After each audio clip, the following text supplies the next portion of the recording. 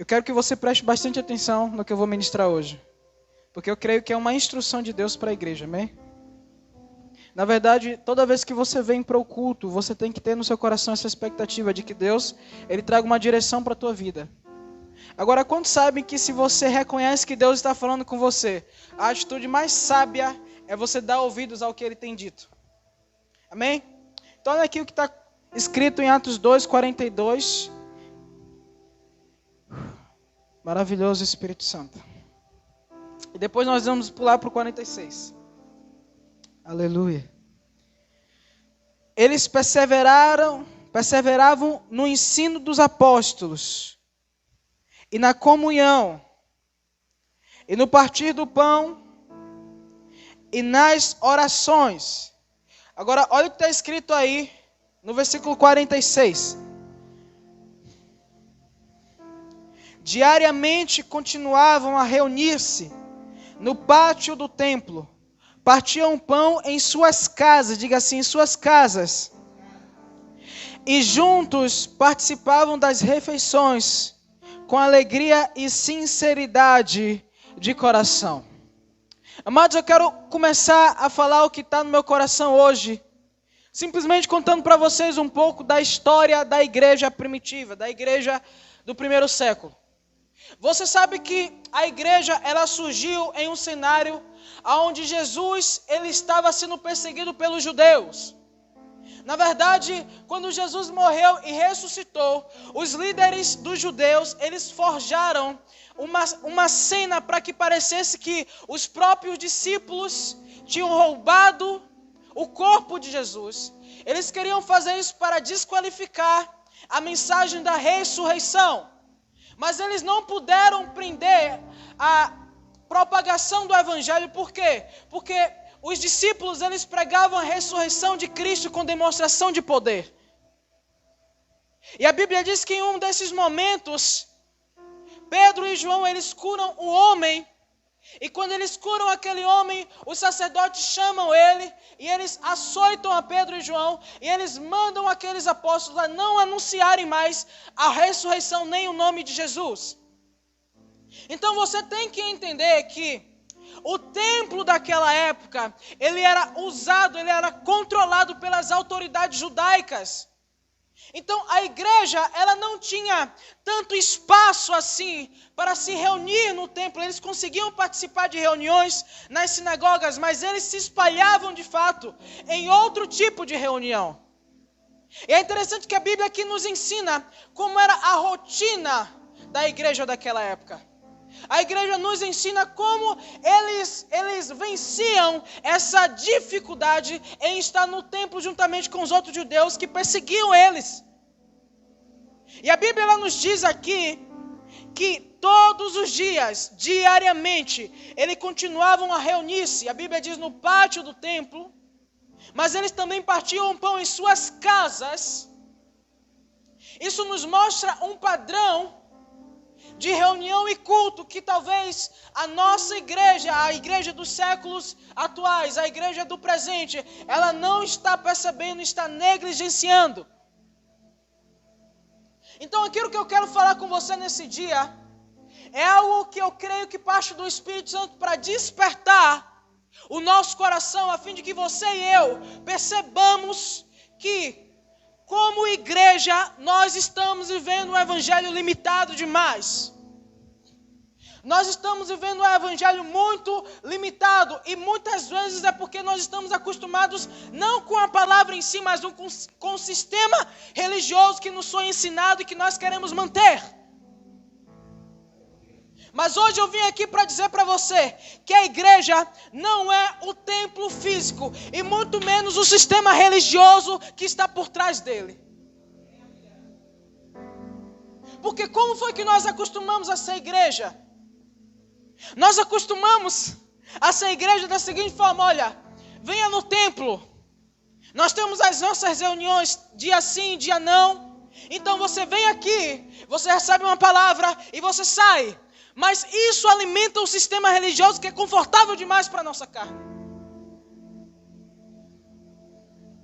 E então nos acostumamos a manter essa rotina, a manter essa prática, Mas quando a gente sai do templo, nós não temos a capacidade de continuar sendo igreja. Por quê? Porque nós não fomos ensinados, ou nós não temos sido ensinados o que é ser igreja fora daqui. Mas eu quero que você perceba que a igreja, o próprio significado do nome dela é contrário a ficar aqui dentro. Porque a palavra igreja, ela vem do grego ecclesia, que quer dizer chamados para fora. Vamos lá, o que é chamado para fora? Porque nós estamos acostumados a nos chamar para dentro. Nós estamos acostumados a vir para dentro e resumir a nossa vida espiritual aqui. Então aqui dentro eu sou espiritual. Aqui dentro eu levanto a minha mão. Aqui dentro eu adoro. Aqui dentro eu não xingo. Aqui dentro eu abandono o pecado. Aqui dentro eu busco intimidade com Deus. Mas quando eu saio daqui, a minha vida normal pode continuar. Você percebe que nós estamos sendo roubados de algo? Como é que você sabe que você saiu do propósito? Quando você olha para as origens. Como é que você sabe que você saiu dos trilhos? Quando você olha para os primórdios, para os fundamentos, para a base. E como era a vida cristã dos apóstolos? Como era a vida cristã dos primeiros crentes? A espiritualidade deles não estava restrita ao culto no templo. Mas eles entendiam que o culto no templo fazia parte de um tratamento de Deus para forjar o caráter deles, para tratar o caráter deles e para que eles recebessem um nível de unção, para que quando eles chegassem lá fora, eles pudessem impactar as suas gerações. Agora a verdade, meus amigos, é que muitas vezes nós não temos buscado a Deus porque nós desejamos Ele. Nós temos buscado a Deus só para aplacar ou justificar a nossa consciência. E dizer que nós somos espirituais. E dizer que nós temos interesse nas coisas de Deus.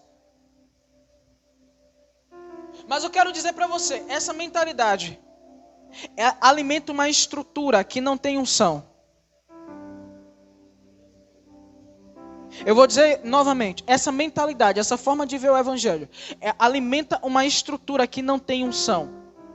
Agora você vai ver que é um padrão de Deus. Toda vez que ele encontra uma estrutura desprovida da sua unção, ele derruba.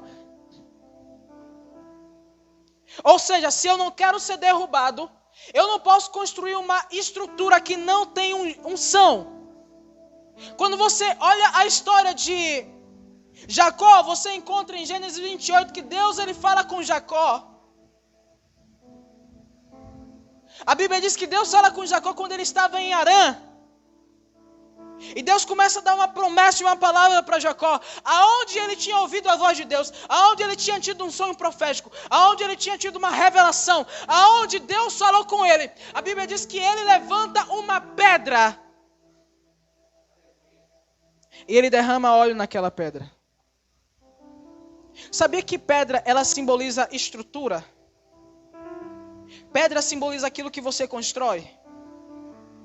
Agora o que o óleo simboliza? O óleo simboliza a unção. Aonde Deus falou com ele, ali tinha respaldo para receber o óleo. Aonde Deus falou com ele, ali ele podia construir uma estrutura que fosse provida, que fosse imbuída da unção de Deus. Agora, por que muitas vezes nós estamos alimentando um sistema religioso? Eu quero trazer uma analogia aqui dessa história que Jacó ele vive. Quando ele levanta uma estrutura, isso simboliza um sistema.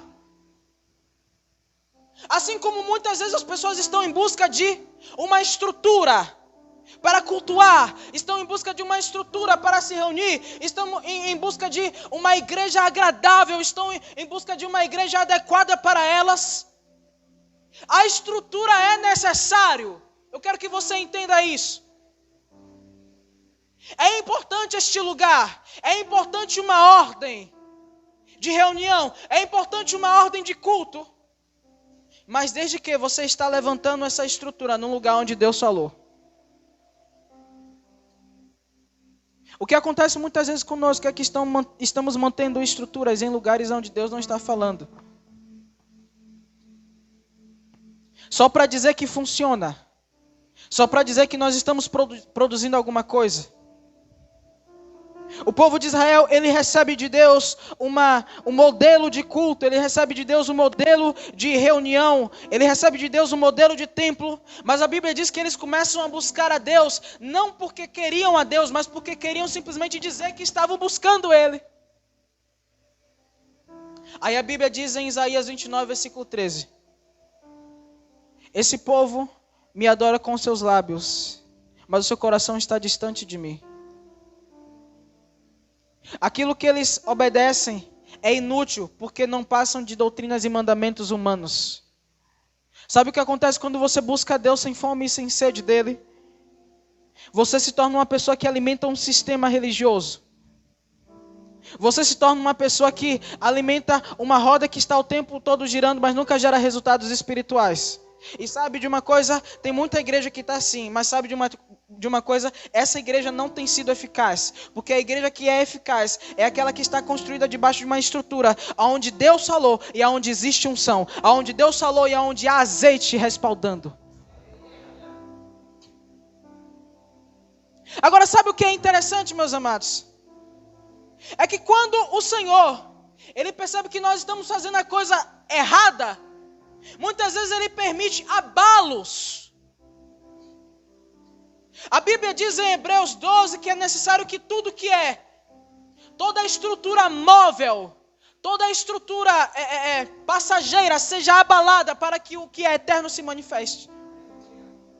Então você precisa estar atento aos sinais, porque eu não quero aqui ser burro para perceber que Deus está me dizendo para parar de fazer algo e continuar errando no mesmo lugar. Quando o Senhor nos indica que nós precisamos nos arrepender e voltar à prática das primeiras obras, então isso é um sinal de que nós temos que verdadeiramente nos arrepender e voltar às primeiras obras. Se aquilo que nós estamos fazendo para Deus é só para alimentar o nosso orgulho em dizer que nós somos crentes, que nós somos bons cidadãos, que nós somos pessoas espirituais, para Deus isso não presta, porque aquilo que é desprovido de amor, Ele diz: eu removerei o castiçal.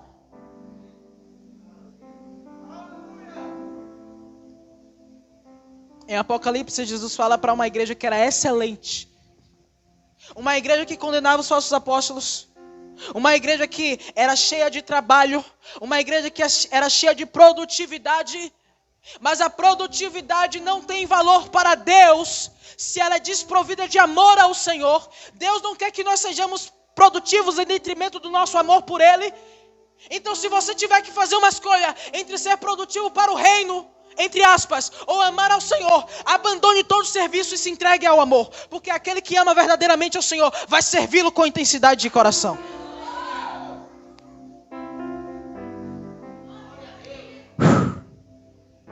E sabe de uma coisa? Esses dias Jesus ele está me confrontando. E é por isso que nessa palavra ele está te confrontando. Mas não se preocupe, porque eu fui o primeiro da fila. Sabe, esses dias eu estava me perguntando: por que eu oro? Por que eu leio a Bíblia? Você tem que examinar o seu coração o tempo todo. Eu vou dizer, você tem que examinar o seu coração o tempo todo para descobrir as motivações por trás daquilo que você faz. E eu comecei a perceber, meu Deus, a minha vida de oração, ela costuma ser constante, mas nos últimos dias, ela parece que vai assim.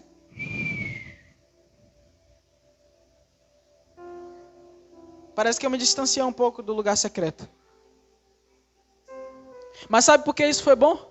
Porque eu comecei a pensar, por que eu estava orando? Por que eu estava jejuando?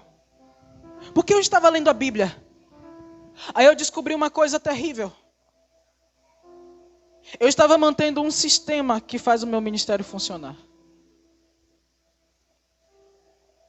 E em poucos momentos havia uma intensa paixão por aquilo. Aí eu percebi, foi bom eu ter parado, porque agora quando eu voltar, a intensidade, não é que eu esfriei não, eu continuo avivado. Não é que a unção diminuiu não, a unção continua fluindo. Mas eu estou falando aqui para você que quando você percebe que seu coração está desalinhado com um propósito, é hora de parar tudo. Porque para Deus vale a pena que a gente pare tudo, mas haja um ajuste e quando a gente voltar, a gente volte dentro dos trilhos de Deus. Sabe, há uns dias atrás eu estava conversando com minha tia, a gente estava falando sobre algumas questões da pandemia e do fechamento de igrejas. Eu estava falando para ela algumas coisas que eu discordo de o governo ter sido tão radical assim em fechar as igrejas, mas ela disse algo que chamou minha atenção. Ela disse para mim, sabe de uma coisa? Eu penso até um pouco diferente. Eu até consigo enxergar que Deus ele está se aproveitando desse tempo para parar aquilo que nós estamos fazendo da maneira errada. E isso não quer dizer que Deus mandou a praga. Não quer dizer que Deus mandou a pandemia. Não pense assim. Mas em julho do ano passado o Senhor me disse, eu estou usando tudo que está no meu caminho para preparar o meu povo. Ele me disse, eu estou usando tudo que está no meu alcance. E quando ele diz tudo que está ao alcance dele, eu entendo que até a tragédia Deus vai usar para aperfeiçoar a igreja. Porque o conforto não está provocando em nós uma revelação do que o evangelho é. Então é necessário sair do conforto. Então entenda que Deus ele quer nos tratar. E eu percebi na história que todas as vezes que Israel saía do propósito da busca ao Senhor, Deus paralisava eles. Você quer um exemplo? Quer um exemplo? Na história de Eli. Ele era um sacerdote corrompido que permitia que os seus filhos prostituíssem dentro da casa do Senhor. Era um sacerdócio corrompido. O que foi que Deus permitiu acontecer? Deus permitiu que a Arca da Aliança fosse roubada. Aí quando Davi consegue restaurar a Arca da Aliança, já é com o entendimento correto, já é com um desejo genuíno de buscar ao Senhor. Mas aí você caminha um pouco mais na história e descobre que o povo, depois de ter sido restaurado, o povo, depois de ter sido estabelecido pelo Senhor na terra, eles começam a adorar os outros deuses. Eles fogem mais uma vez do propósito. E eles entram num nível tão grande de idolatria, que eles permitem que ídolos estejam dentro da casa do Senhor, o templo. Aí a Bíblia diz que Deus permite que um homem chamado Nabucodonosor, rei da Babilônia, vá lá e tome tudo. O templo foi derrubado, a casa do Senhor foi desonrada. Mas por quê? Porque o povo do Senhor permitiu que o seu nome fosse profanado entre os gentios. O profeta, ele, por meio do Espírito Santo, ele diz para Israel, olha, o meu nome está sendo profanado entre os gentios por causa de vocês. E acredito que se o Espírito Santo quisesse falar à igreja nesses dias, ele diria a muitos de nós, olha, o meu nome está sendo profanado no mundo por causa de vocês. Então quando isso acontece, é hora de parar e ver onde nós estamos errando. Não é que vamos mudar a nossa forma de fazer as coisas, mas que nós precisamos mudar o nosso coração. Sim, nós precisamos mudar o nosso coração. Aí a Bíblia diz que quando eles estão lá na Babilônia, eles começam a buscar ao Senhor. Deus permite que eles voltem, que eles restaurem o templo, que eles restaurem a cidade de Jerusalém. Mas e aí algo mais acontece. O Senhor da glória, o Senhor Jesus, ele vem em carne e aquele povo rejeita. Aquele povo rejeita o Senhor e continua na lei de Moisés. O que é que Deus permite que aconteça? Mais uma vez, Deus permitiu que o imperador, ele destruísse a cidade, destruísse o templo, e até hoje eles não conseguiram reconstruir. Mas por que eu estou falando disso aqui, irmão? Porque todas as vezes que Deus percebe que o seu povo não está caminhando dentro dos trilhos, Ele permite um abalo para paralisar. Você tem que estar atento aos sinais proféticos. Você tem que estar atento aos sinais de Deus. Você não pode estar desatento e desligado. Você tem que estar atento ao que o Senhor quer falar nos nossos dias. Aonde o Senhor ele quer nos alinhar. Aonde o Senhor ele quer nos corrigir. Porque eu não sei você, mas para mim é muita perda de tempo. Vim aqui tocar umas músicas. Vim aqui pregar uma palavra. Vim aqui me ajoelhar.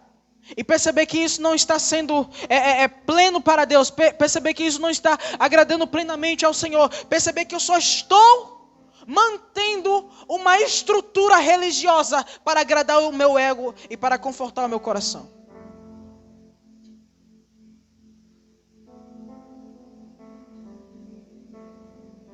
Para Deus não simplesmente vale buscá-lo, mas vale buscá-lo da maneira certa. Quando Deus permite que nós paremos, é para avaliarmos se estamos fazendo as coisas do modo dele. Depois que a Arca da Aliança ela foi tomada, a Bíblia diz que Davi teve no seu coração o desejo de buscá-la de volta. E ele começa a se preparar para isso. E eles estão trazendo a arca, só que a arca está no carro de bois. A arca que devia ser carregada no ombro dos sacerdotes e dos levitas está sendo levada por bois. Ele estava buscando ao Senhor, mas em uma estrutura que não foi apropriada, porque a Bíblia diz que nós somos o templo do Espírito Santo. Quando Deus ele vê que Davi está fazendo as coisas da maneira errada, ele até permite que haja uma tragédia ali. Ele até permite que aquilo seja interrompido. Agora a Bíblia diz que durante 3 meses a Arca da Aliança ficou na casa de um homem. O que Davi fez durante aqueles 3 meses? Durante aqueles 3 meses, Davi buscou pela palavra do Senhor conhecer qual era o modo certo de trazer a sua presença.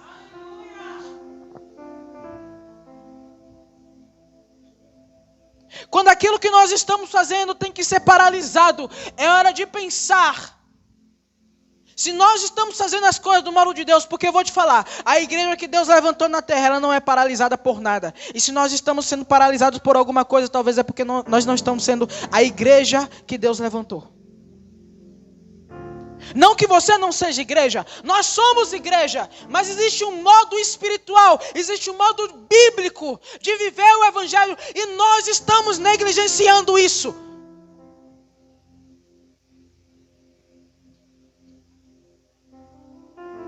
Durante 3 meses Davi buscou a presença do Senhor, até ver que a Arca da Aliança tinha que ser levada no ombro e não no carro dos bois. Para Davi deve ser muito dramático, ele cheio de fome e sede por Deus, trazendo a arca nos bois e adorando ao Senhor. Até que os bois tropeçam, a arca vai cair, Uzá levanta a mão para pegar a arca e de repente ele é fulminado. Ele pensa, meu Deus, como é que eu posso trazer a tua presença para o seu lugar? Como é que eu vou trazer a tua presença para perto de mim? Se quando eu decido fazer isso, o Senhor mesmo me interrompe. Aí Deus mostra na palavra para Davi, Davi, entenda bem, eu quero que você me busque, mas se você vai me buscar tem que ser do meu jeito e não do seu jeito. Irmão, você quer perder o seu tempo de estar aqui buscando ao Senhor, mas não viver aquilo que Ele tem para você, porque você está buscando ao Senhor no seu jeito e não no jeito dEle?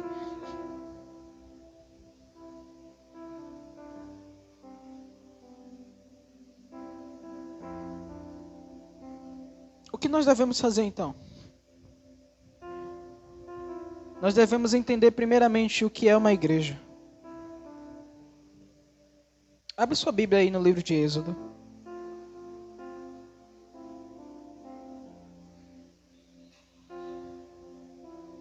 Êxodo capítulo 12.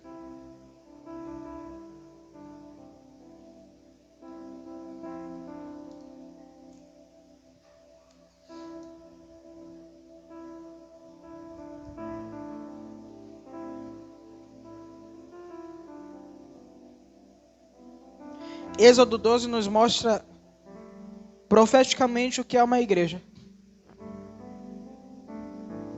É interessante, preste bem atenção aqui.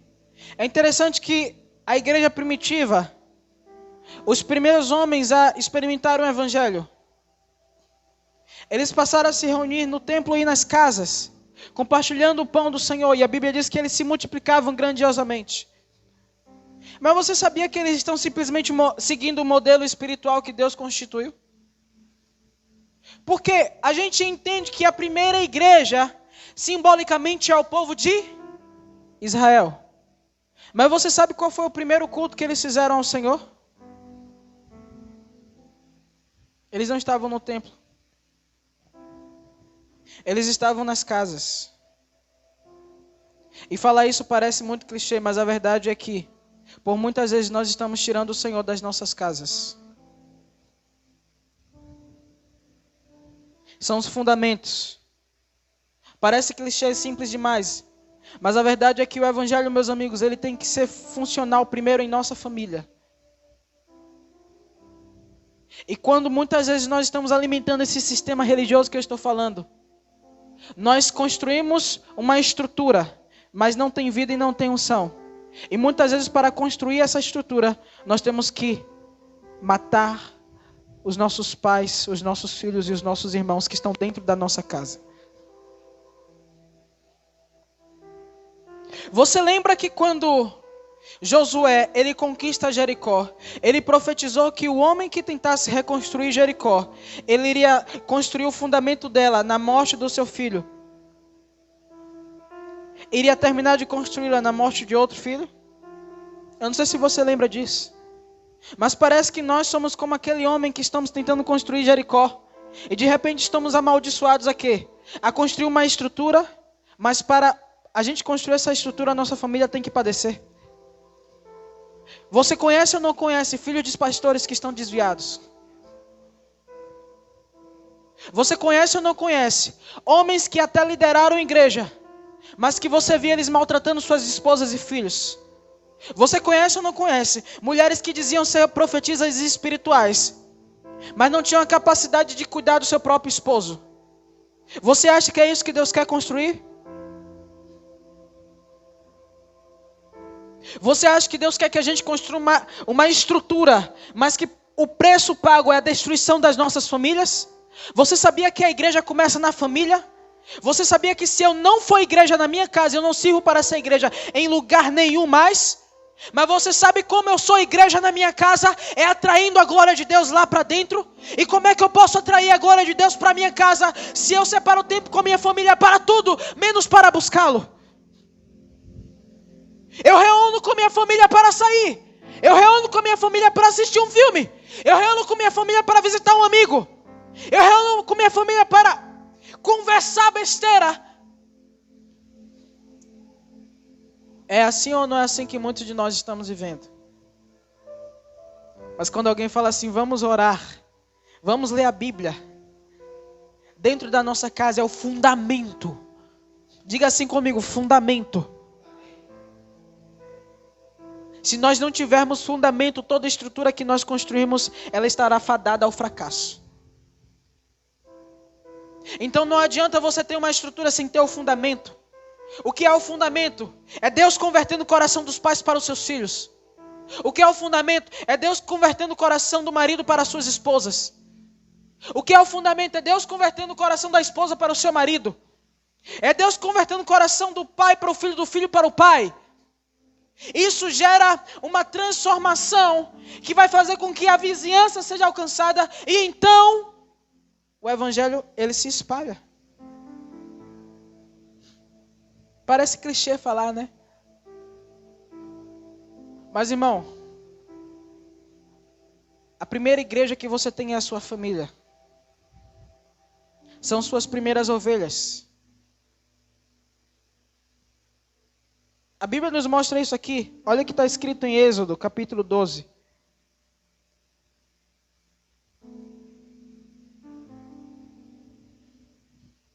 Êxodo 12, versículo 3.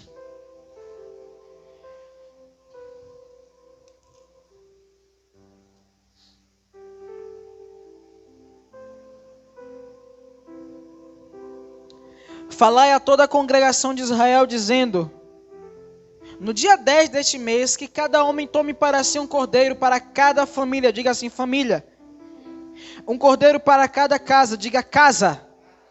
Entretanto, se a família for pequena para consumir um cordeiro, então se juntará com o vizinho. Diga assim, vizinho. Mais próximo de sua casa, conforme o número de pessoas. O cordeiro será escolhido na proporção do que cada um puder comer.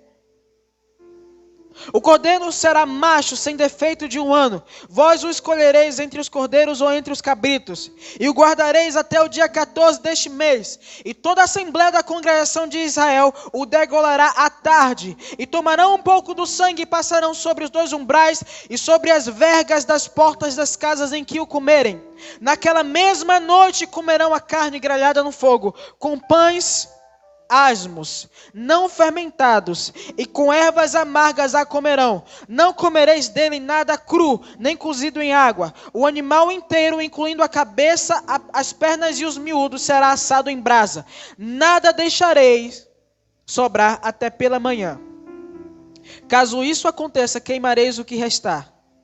Ao comer, estáis prontos para partir, cinto atado ou lombos cingidos, sandálias nos pés e cajado na mão. Comereis às pressas, é a Páscoa do Senhor. E naquela mesma noite eu passarei pela terra do Egito e matarei todos os primogênitos, tanto dos homens como dos animais, e executarei juízo sobre todos os deuses do Egito. Preste bem atenção aqui. Você sabe que foi esse momento na história que marca a libertação do povo de Israel do Egito. Agora esse foi o primeiro culto. E podemos dizer também assim que essa foi a primeira ceia. Agora isso está conectado com o que lemos em Atos, porque a Bíblia diz que eles permaneciam na doutrina dos apóstolos. Ou seja, o ensinamento que você recebe da liderança. Quem era a liderança naquela época? Moisés. Moisés recebeu uma visão do Senhor, transmitiu para o povo e o povo obedeceu. Eles permaneciam na igreja de Atos, na doutrina dos apóstolos, na comunhão, no partir do pão e nas orações, em casas e casas e nos templos. Agora o que nós vemos aqui, Deus está dando a Páscoa para o povo do Egito, para o povo de Israel no Egito. Ele está dizendo, olha, dessa vez eu vou executar o meu juízo definitivo sobre Faraó e ele vai libertar vocês. Agora o que marca essa libertação? Nós vemos alguns símbolos proféticos aqui. Primeiramente o cordeiro. Eles deveriam comer o cordeiro da Páscoa. O que é o cordeiro? O cordeiro aponta para Jesus, que foi morto para a remissão dos nossos pecados, que foi morto para nos libertar do império das trevas. Agora a Bíblia diz que eles deveriam comer entre famílias. Sabe o que quer dizer comer o cordeiro? Comer o cordeiro quer dizer você participar do corpo de Cristo. Quer dizer você ser corpo de Cristo. Onde é que o povo de Israel profeticamente foi corpo de Cristo pela primeira vez? Nas casas. O que acontece depois? Ele diz, olha, vocês não vão ficar só para vocês, repartam com os vizinhos. Se for muito para vocês, repartam com os vizinhos. Aí você entende do que é que isso está falando. Isso está falando de uma cultura onde você na sua casa está compartilhando Jesus, mas Jesus não será suficiente para a sua casa toda. Vai sobrar, e com quem você vai compartilhar em seguida? Com os seus vizinhos. Porque esse é um pão muito grande, você não vai conseguir comer dele sozinho. Sabe do que isso está falando? Se alimente com a medida do Cordeiro, se alimente com a medida de Jesus. Absorva um pouco de Cristo, e à medida que você for absorvendo, reparta com o seu vizinho. Isso é o comer e o partir do pão. Mas a Bíblia nos mostra outros símbolos proféticos aqui. Ele diz, vocês vão comer prontos, lombos cingidos. Por que eu preciso ter o meu lombo cingido? Lombo cingido fala de estar pronto para a batalha. Lombo cingido fala também de você estar revestido. Ou seja, quando você estiver compartilhando o corpo de Cristo na sua casa e com seus vizinhos, e seja com o seu lombo cingido, esteja pronto. Mas ele não diz somente isso. Estejam com um cajado na mão.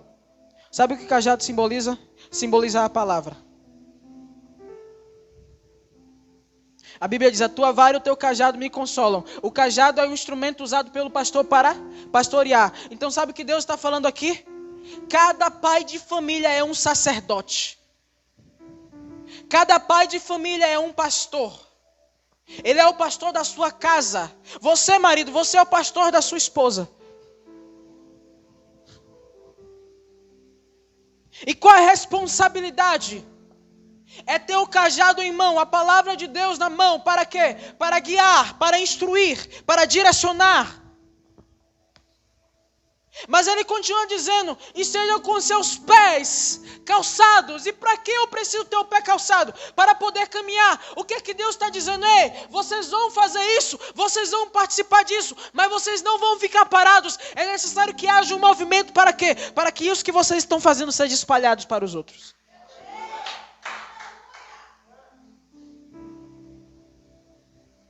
Isso nos indica uma visão profética de Deus. Ele diz: vocês vão comer apressadamente. Sabe por que muitos divórcios estão acontecendo no dia de hoje? Porque as famílias não estão aprendendo a invocar o Senhor nas suas casas. Sabe por que muitos filhos estão se desviando? Filhos de pastores, filhos de pregadores, filhos de diaconisas, filhos de crentes. Sabe por que muitos deles estão se desviando? Porque não há invocação do Senhor nas suas casas. O pastor é o pastor de todos, menos do seu próprio filho. O pastor é o pastor de todos, menos da sua própria esposa. O Senhor está nos passando uma visão do que é essa igreja. E de onde é que o evangelho ele nasce? O evangelho nasce da sua casa. Nós aqui somos uma família reunida. Mas a nossa reunião é ineficiente se nós não entendermos que a nossa vida evangélica ela começa em casa para depois ser na rua, para depois ser na igreja. Então deixa eu falar o que é igreja. Igreja é uma família de sacerdotes. Eu vou dizer novamente, igreja é uma família de sacerdotes. Quando você vê essa reunião aqui no Êxodo, você pode perceber que Deus está trazendo uma visão do sacerdócio. Onde é que o sacerdócio acontece? Acontece na tua casa, acontece na tua família. Qual é a missão do sacerdote? A missão do sacerdote é ter uma revelação de Deus, é buscar a presença do Senhor, é invocar a presença de Deus. Enquanto ele tem a revelação de Deus, ele tem uma nova missão, é transmitir para o outro a revelação de Deus que ele está recebendo. Diga amém, diga aleluia. Então, se igreja é uma família de sacerdotes, como a Bíblia diz em 1 de Pedro capítulo 2, versículo 9, que nós somos sacerdócio real. Se a igreja é uma família de sacerdotes, então cada um de nós tem a missão de invocar o nome do Senhor e de ter uma revelação de quem Deus é. Por que o evangelho se espalhou tão rapidamente na primeira igreja? Porque eles entendiam isso. Eles entendiam que é buscar ao Senhor em reunião mútua. Eles entendiam que era buscar o Senhor em casa. E a Bíblia diz que era a expansão deles, a multiplicação deles era grande. Por quê? Porque quando eles estavam na casa reunidos e buscando o Senhor diz: aonde 2 ou 3 se reúnem em meu nome, eu me faço presente. Quando eles buscavam Deus em casa, o Senhor se fazia presente, coisas extraordinárias aconteciam. E os vizinhos viam. Os vizinhos olhavam o que acontecia entre eles e de repente os vizinhos estavam juntos. Aí o vizinho contava para o vizinho que viu Deus curar alguém ali. Aí o vizinho contava para o outro vizinho que Deus liberou uma palavra profética sobre os seus negócios. Por quê? Porque você tem que entender que uma reunião espiritual, ela tem que ser marcada pela presença do Senhor. Você pode me perguntar: como é isso na prática? Como é que eu vou colocar isso para funcionar na minha vida? Ei, irmão, você tem 7 dias da semana. Separa um dia para você se reunir com a sua família, para invocar o nome do Senhor. Separa um dia para ficar você, o seu esposo, sua esposa, os seus filhos. Começa a orar, começa a adorar a Deus. Busque a Deus até o Espírito Santo encher vocês. E depois que o Espírito Santo encher vocês, ou sei lá, Você pega o cajado na mão. Você está compartilhando a carne do cordeiro com seus familiares. Você pega o cajado e você instrui um caminho para eles.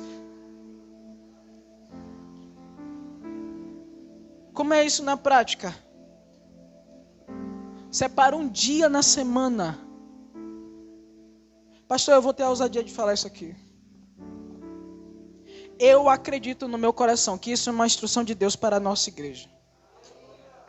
Separe um dia na sua semana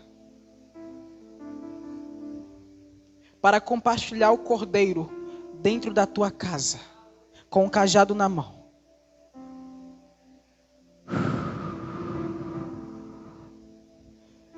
Chanter que me antoria folbetias.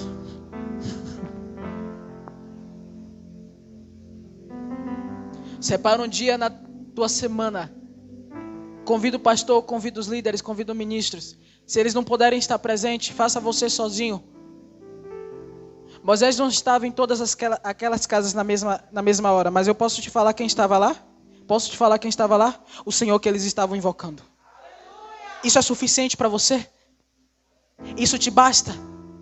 Ah, mas e se meus familiares não quiserem? Faça com quem quer. Se ninguém quiser, faça só você, mas convide eles. O pastor, ele sempre chama a atenção a mim a respeito disso. Ele diz, cara... Inclusive a gente sentou essa semana, ele puxou minha orelha de novo. Cara, você desenvolveu uma vida com Deus pessoal, mas você tem que entender que nem todos desenvolveram.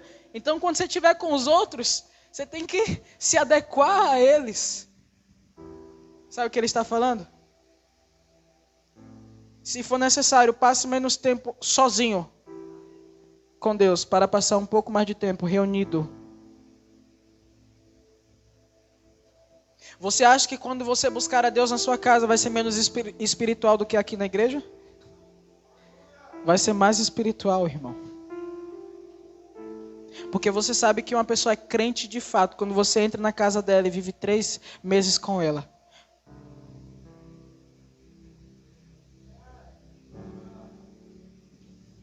A Bíblia diz que a arca do Senhor ficou 3 meses dentro da casa daquele homem, Obed-edom. E durante 3 meses,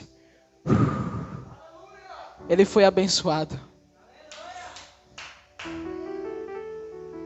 Por que o suicídio está batendo na porta das famílias? Porque Deus não está lá dentro.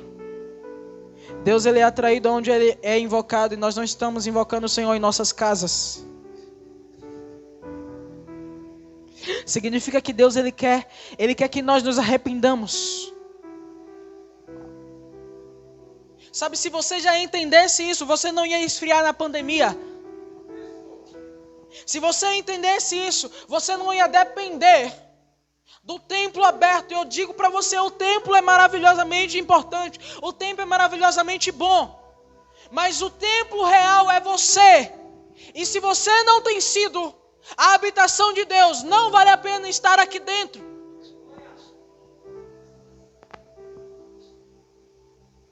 O que Deus quer de nós?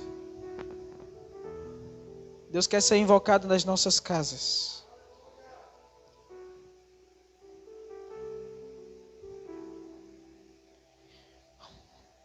Você sabe o que vai acontecer quando você começar a se reunir com a sua família para buscar o Senhor? Deus, ele vai restaurar casamentos. Deus, ele vai restaurar filhos que estão perdidos. Deus, ele vai restaurar sonhos. Deus vai restaurar propósitos que se perderam. Por quê? Porque Deus é um Deus de família. Quem está me entendendo aqui?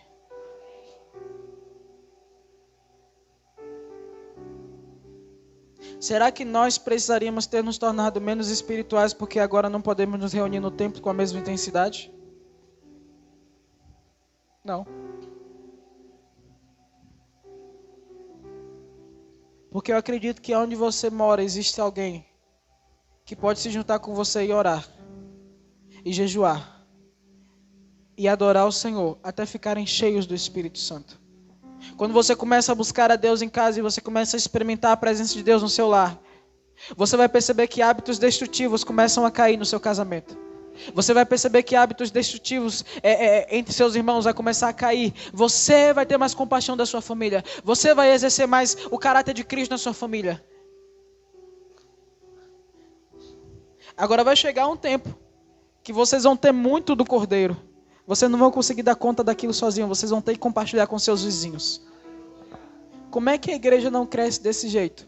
Se uma vez na semana você estiver reunido com a sua família e o vizinho souber que se ele quiser ele pode estar lá com você.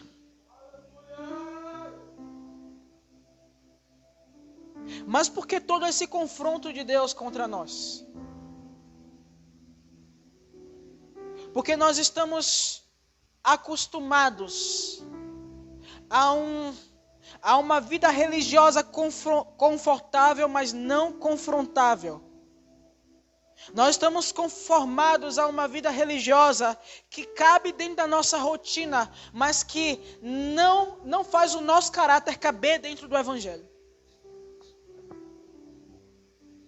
Sabe o que o Espírito Santo ele me despertou ontem para perceber? Quanto será do meu caráter que está sendo influenciado pela palavra e pelo Evangelho?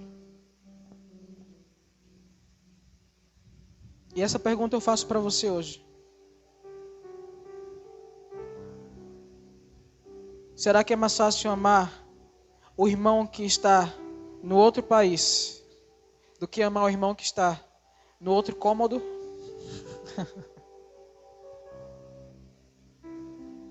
Fique de pé no seu lugar.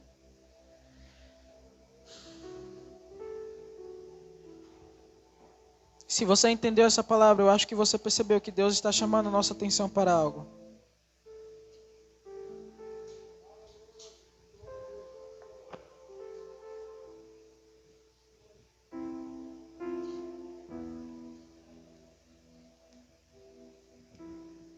Eu vou dizer mais uma vez.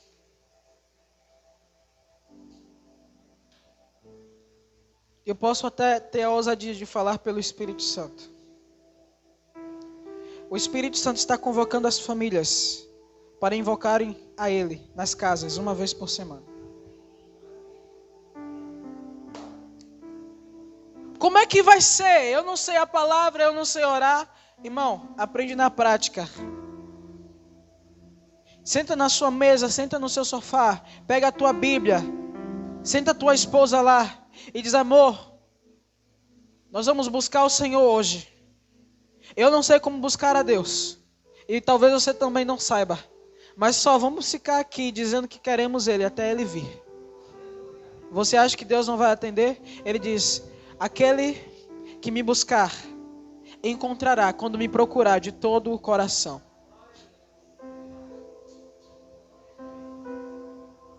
Se você atender a esse chamado do Espírito Santo, fique à vontade. Eu não sei os outros líderes, mas fique à vontade para me convidar. Eu talvez não possa estar em todos, mas fique à vontade.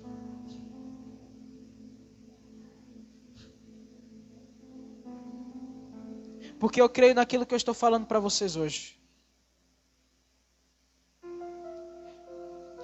Comece a orar nessa manhã. Mas se você perceber o Espírito Santo quebrando as coisas aí dentro, se arrependa e se quebre diante do Senhor.